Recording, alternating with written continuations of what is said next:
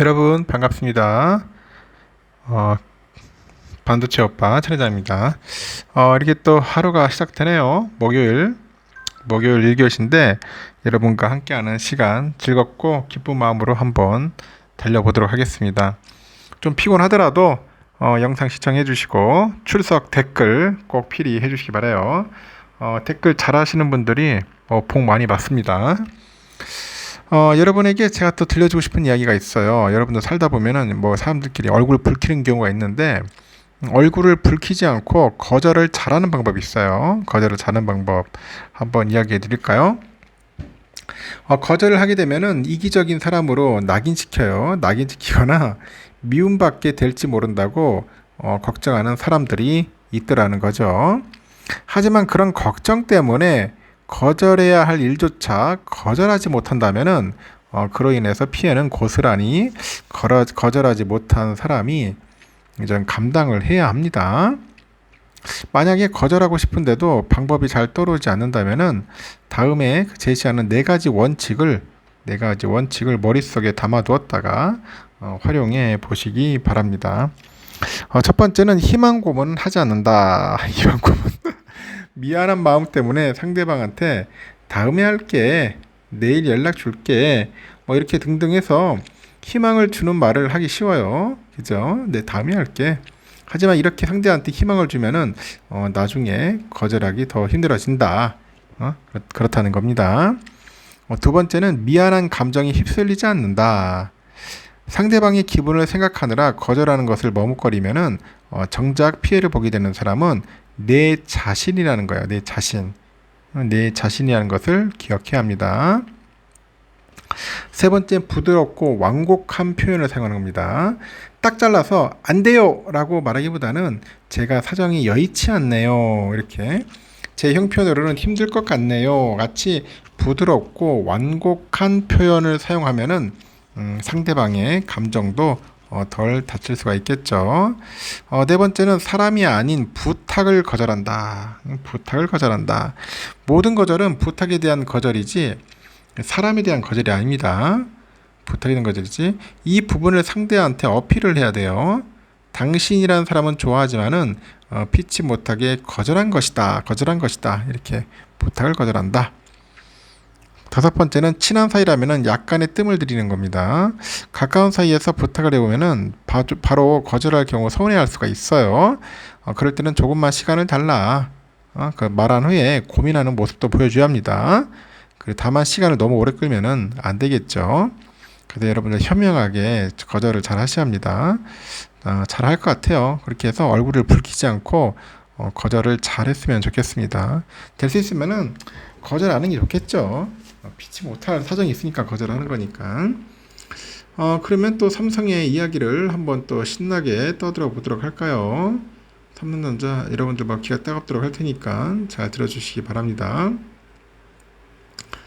한국갤럽에서 그 설문조사 결과에 따라 보니까 올해 국내 그 20대 아이폰 사용률이 조사 이래 최대치를 이제 기록을 했다고 하네요.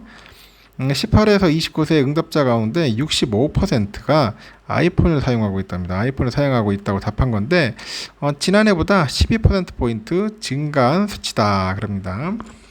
전체 응답자로 보니까 삼성 갤럭시 이용자가 69%를 기록했고 조사를 시작한 2012년 이래 최대치를 기록을 했는데 젊은 층 점유율은 아이폰에 밀리고 있어서 기뻐할 수 없는 상황이라고 합니다. 한국갤럽은 그 20대 아이폰 사용 그 증가를 애플의 프리미엄 폼 전략과 상반기 애플페이 그 서비스 국내 도입의 영향으로 좀 분석을 하는가 봐요. 또한 이제는 단순히 스마트폰뿐이 아니라 이제 스마트워치, 태블릿, PC 이런 생태계 경쟁이 치열한 만큼 기기 간에 보다 매끄러운 연결성을 제공하는 것도 아이폰을 선호하는 배경 중에 하나라고 합니다. 이렇게 동일한 조사에 따르니까 아이폰 사용자는 51%는 스마트워치를 사용한다고 이제 답을 했어요. 답을 했고 갤럭시 사용자는 21%에 가졌다 그럽니다. 이렇게 애플이 자체적인 운영체제와 연결성에 강점이 있다면은 그 삼성의 무기는 다양한 폼팩터입니다. 갤럭시 Z 폴드, Z 플립으로 이제 폴더블 폰 대중화를 이끌고 있죠. 그만큼 다음 주에 공개를 앞둔 새로운 그 폴더블 Z5 시리즈에 삼성전자는 힘을 쏟고 있어요. 19일날 노태문 그 삼성전자 MX 사업부장은 기고문을 통해서 삼성전자의 디자인 철학은 사용자 중심의 디자인이다. 언팩에서 소개할 제품과 그런 경험에는 수십 년간 축적된 그 사용자 중심의 철학이 녹아 있다고 이제 자신을 합니다. 그러면서도 이제 보다 얇아진 인체공학적 디자인, 대화면을 통한 멀티태스킹, 갤럭시 탭 웨어러블과의 연결 경험과 같은 그런 기능을 이제 강조를 하는 거죠. 또한 삼성은 MZ 세대를 위한 플래그 어라운드로라는 그 칭하는 삼성 강남을 지난달 오픈한 것도 10대, 20대 고객을 애플에 더 이상 내어주지 않겠다 그런 전략인 것 같아요. 현재 사용하는 스마트폰 브랜드 재구입 의향률은 이제 90%에 육박을 합니다. 이 브랜드에 대한 락인 효과가 강해진 것인데 한국갤럽 관계자가 저연령대의 스마트폰 브랜드 선택이 미래 점유율의 관건이다 말한 것처럼 삼성의 젊은 층 공략이 빛을 볼 수 있을지 이제 관심이 쏠리는 거예요. 참고하시면 좋을 것 같습니다. 그리고 한국에서 가장 싸게 판다 뭐 그런 이야기가 있는데 역대급 제품이라는 평가를 받고 있죠. 삼성의 신형 폴더블폰 갤럭시 Z 플립 5 그 가격이 전작보다는 4만원 오른 139만원대로 확정됐네요. 통신업계에 따르니까 갤럭시 Z 플립 5의 국내 출시 가격이 139만 3천원인데 전작인 Z 플립 4가 256기가가 135만 3천원이에요. 4만원가량 인상됐습니다. 당초 시장에서는 전작 대비 110만원 이상의 가격 인상을 예상했었는데 그만큼 가격 인상 요인이 많았기 때문이라고 합니다. 이 가격에 대한 고객들의 불만을 감안을 해서 140만원 미만으로 삼성이 가격을 결정했다고 하죠. 이렇게 가격이 오르면은 고객들의 불만이 많지만은 커진 그 커버 디스플레이하고 최고 성능의 애플리케이션 프로세서 하여튼 이렇게 높아진 사용을 감안하니까 한국에서 가격 인상 폭을 최소화했다는 게 관계자 설명입니다. 특히 그 유럽하고 비교했을 때 한국 출시 가격이 가장 낮은 수준인 것으로 전해지고 해외에서 유출된 가격에 따르면 나라마다 차이가 있지만 유럽에서는 갤럭시 Z 플립 5의 출시 가격이 하나로 한 170만원대 되는 것 같아요. 이렇게 Z 플립 5는 외부 화면이 전작 1.9인치 대비 2배가량 커진 3.4인치로 출시되는데 화면 주름이 줄고 두께가 얇아지는 물방울 힌지 기술이 처음으로 이제 삼성 폴더블폰에 도입을 했어요. 방수, 방진 강화, 그리고 특히 폴더블폰이 약점으로 꼽혔던 그런 성능에서도 삼성의 최고폰 갤럭시 S23에 버금가는 겁니다. 이렇게 스마트폰의 핵심이라고 할 수 있는 AP는 그 퀄컴의 스냅드래곤 8 2세대를 장착을 했는데 퀄컴 스냅드래곤 8 2세대는 올해 삼성이 출시한 플래그십 스마트폰 갤럭시 S23 시리즈와 동일한 것으로 업계 최고 성능을 자랑을 하죠. 삼성의 노태문 사장은 얇고 가벼우면서도 견고한 폴더블폰을 만들기 위해서 혁신을 했고요. 하여튼 그 변화를 체감할 수 있을 거라고 자신을 합니다. 그 카메라 버튼을 직접 누르지 않고도 사용자가 원하는 각도에서 다양한 셀피를 자유롭게 촬영할 수가 있다고 하죠. 삼성은 새로운 폴더블폰을 공개하는 갤럭시 언팩을 이달 26일 저녁 8시에 강남 코엑스에서 열어요. 사전 예약을 거쳐가지고 8월 초 시장에 정식 출시를 한다고 합니다. 그래서 관심 있는 분들은 한번 구입을 하십시오. 제가 봐도 땡기네. 하나 지르고 싶습니다. 아주 좋아요. 돈 있으면 지르는 거지 뭐 별거 있나요? 없어서 못 지르는 겁니다. 없어서. 그리고요, 역시 AES는 삼성이에요. 여러분들도 아실 거예요. 삼성 제품 쓰신 분들은 한번 AES 받아보시면 알 겁니다. 하여튼 공시에 걸맞게 우리 삼성의 그 삼성 서비스의 서비스 품질이 부동의 1위다 수성하고 있다고 합니다.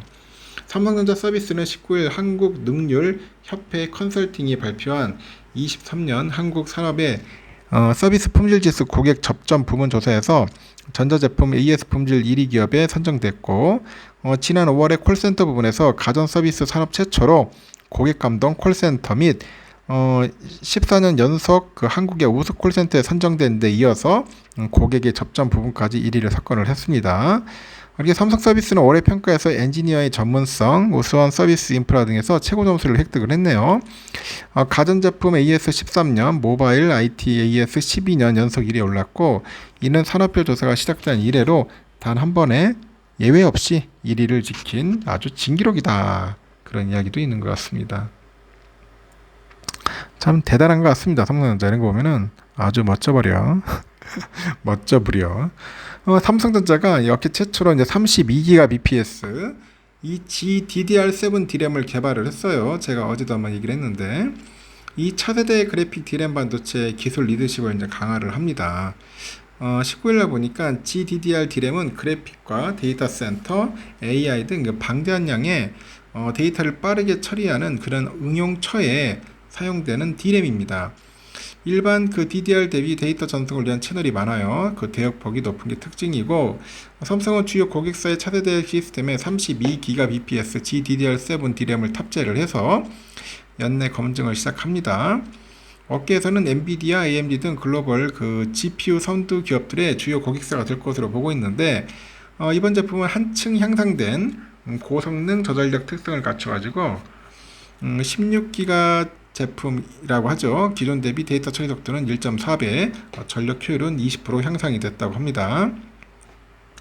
삼성은 이번 제품의 기존 NRZ 방식보다 동일 신호 주기에 1.5배 더 많은 데이터를 전송할 수 있는 PAM3 신호 방식을 신규 적용했고, 이를 통해서 데이터 입출력 핀 1개당 최대 32GBps의 업계 최고 속도를 구현을 하는 거예요. 이렇게 32GBps의 GDDR7 D램을 그래픽 카드에 탑재를 하면은 최대 초당 1.5TB의 데이터를 처리할 수 있고, 30GB 용량의 울트라 HD 영화 50편을 1초 만에 처리할 수 있어요. 기존의 그 최대 1.1TB를 제공하는 GDDR6 대비 한 1.4배 향상됐네요. 삼성은 고속 동작에 최적화된 저전력 설계 기술을 적용해서 전력 효율도 20% 개선했고, 노트북 등 저전력 특성이 중요한 응용처를 위해서 초저전압을 지원하는 옵션도 제공했습니다. 아울러서 열 전도율이 높은 신소재를 에폭시 몰딩 컴파운드 패키지에 적용을 했는데, EMC는 수분하고 열하고 충격 등 다양한 외부 환경으로부터 이 반도체 회로를 보호하는 회로 보호제입니다. 또 회로 설계를 최적화해서 고속 동작으로 인한 발열을 최소화했고, 이에 기존 GDDR6 대비 열 저항이 70% 감소돼 가지고 고속 동작에서도 안정적인 품질을 제공합니다. 이렇게 GDDR7 D램은 향후 차세대 그 고성능 컴퓨팅, HPC하고 AI, 자율주행차 등 다양한 분야에서도 폭넓게 적용할 건데, 삼성의 메모리 사업부 상품 기획팀 배용철 부사장이 GDDR7 D램은 워크스테이션, PC, 노트북, 게임 콘솔 등 이런 우수한 그래픽 성능이 요구되는 응용처에서 더욱 차별화된 사용자 경험을 제공할 것이다. 그렇게 이야기를 하네요. 그 프리미엄 그래픽 시장 수요에 맞춰가지고 적게 상용화하고 차세대 그래픽 D램 시장을 지속 선도해 나갈 거다. 그런 이야기까지 하는 것 같습니다. 참고하시면 될 것 같아요. 보니까. 그리고 아주 또 재미있는 이야기네요. 보니까. 삼성전자 그 파운드리 사업부가 세계 인공지능 시장에서 이 주목받는 반도체 스타트업과 그 칩 연구 과제에 착수를 했어요. 이 성장 잠재력이 큰 AI 반도체 회사들을 일찌감치 이제 고객사로 확보를 해서 2030 그 시스템 반도체 1위 비전에 더 가까이 다가가겠다는 전략으로 들어서는데, 19일날 보니까 그 최근 삼성의 그 파운드리 사업부는 미국의 AI 반도체 스타트업 그 텐스토렌토 이 그로크와 그 칩 연구 개발 프로젝트를 잇따라 개시를 해요. 이 파운드리 사업부 내 시스템 반도체 설계팀 파운드리 그 디자인 서비스 팀이 이 연구 과제를 담당을 하는 것 같습니다. 그 삼성하고 그 텐스토렌토 그로크예요. 이름도 좀 길어요. 첨단 그 정보기술 기기에 활용될 AI 반도체를 개발하는데, 이 과제가 양산까지 이어지면은 삼성이 구축한 5나노 이하의 극자외선 EUV 공정 라인과 2.5D 패키징 설비에서 칩을 생산할 것으로 관측이 됩니다. 그래서 업계에서도 그 삼성이 두 회사의 프로젝트를 성공적으로 마무리하면은 파운드리 시장에 아주 적지 않은 파급력을 미칠 수 있을 것이다. 그렇게 이해를 합니다. 요즘 챗 GPT로 촉발된 AI 시장 규모가 커져가지고 두 스타트업의 입지가 강화된다면 일찌감치 협업을 진행한 삼성 파운드리가 상당한 수익을 거둘 수 있기 때문이겠죠. 더욱이 두 회사는 글로벌 AI 업계에서도 전도 유망한 업체로 평가받고 있고, 테스트런트는 애플과 테슬라, 인텔, AMD의 그 최첨단 그런 반도체 설계를 주도를 해가지고 이 분야의 전설로 통하는 짐 켈러가 CEO로 있어요. 그로크는 구글 출신의 조너선 로스가 2016년에 설립된 반도체 회사네요. 최근 메타와 협업으로 엔비디아를 위협할 것이라는 분석도 제기합니다. 삼성 관계자도 테스트런트와 그로크와의 협력이 돼서 이제 고객사와 관련된 내용은 확인이 어렵다. 그건 거의 비밀로 하는 것 같습니다. 일단 삼성의 소식은 여기까지 하겠습니다. 여러분 좋은 하루 보내시고 오늘도 파이팅 넘치는 하루 되었으면 좋겠습니다. 감사합니다.